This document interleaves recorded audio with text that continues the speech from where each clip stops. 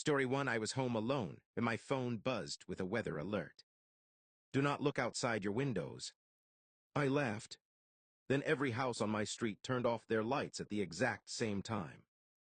Curious, I peeked through the blinds anyway. Everyone outside was standing perfectly still in their front yards. Facing my house, as I backed away from the window, another alert appeared on my phone. We told you not to let them know you can see them. Story 2. I woke up to the sound of someone brushing their teeth in my bathroom. Slow, careful, scratching bristles against teeth. I lived alone. Half asleep, I checked the time. 3:18 a.m. The bathroom light was off, but I could still hear it brushing, then rinsing, then brushing again harder this time, like whoever it was trying to scrub something out of their mouth. I grabbed my phone and crept toward the door. The sound stopped. Silence. Then my phone camera turned on by itself. Front-facing, on the screen behind me, standing in the dark hallway, was a soaking wet man smiling with foam running down his chin. I spun around. Nothing there. But from inside the bathroom, inches from the door, my own voice whispered, "You missed a spot." Story 3. When I was a kid, my dad gave me one rule for storms. If you hear knocking during thunder, don't open the door. Storms pull things in. I forgot about that rule until last night. The power went out around midnight. Rain hammered the windows so hard it sounded like fists. Then came the knocking. 3 slow knocks at the front door. I checked the peephole. Nobody there. Lightning flashed, and for just a second, I saw someone standing on my porch. Not a stranger. Me. Drenched. Smiling. One hand raised to knock again. The lightning faded, and the porch was empty. Then another flash lit the house. This time, the thing that looked like me was inside the hallway behind me.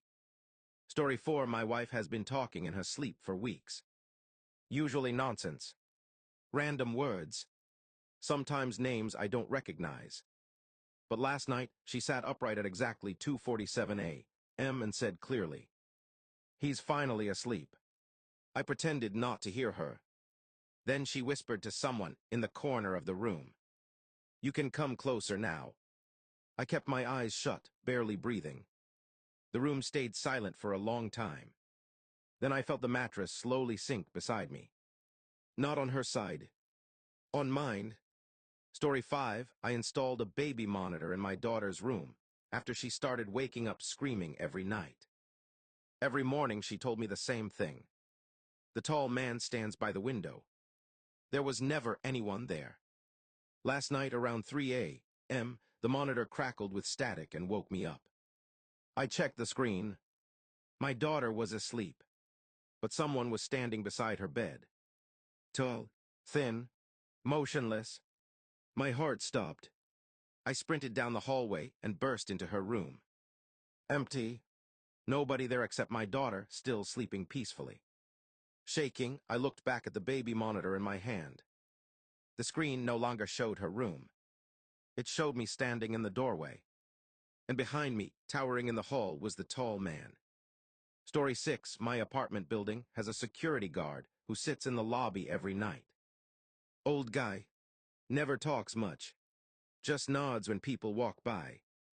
A few nights ago, I came home late and saw him staring hard at the security monitors, pale as paper.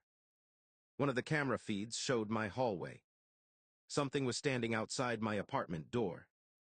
Tall, motionless, face hidden. I asked the guard if he was calling the cops. He looked confused. "Outside your door," he said. Then he slowly pointed to a different screen. "No," he whispered. "It's inside." Story 7. I kept hearing footsteps in the attic above my bedroom every night.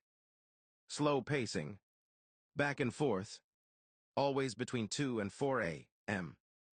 The problem is, my house doesn't have an attic. Last night, I finally snapped. I grabbed a flashlight and followed the sound room to room until it stopped directly above my hallway. There was no attic door. No crawl space. Nothing. Then I noticed a thin string hanging from the ceiling. I swear it wasn't there before. Hands shaking, I pulled it. A narrow hatch unfolded silently overhead, spilling darkness down into the hallway. The smell that came out was awful.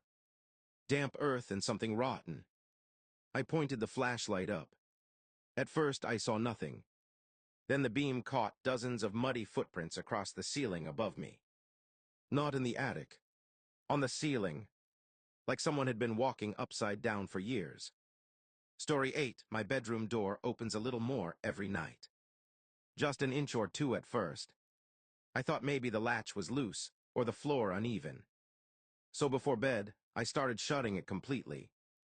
Every morning, it was wider. 3 nights ago, I put a chair against it.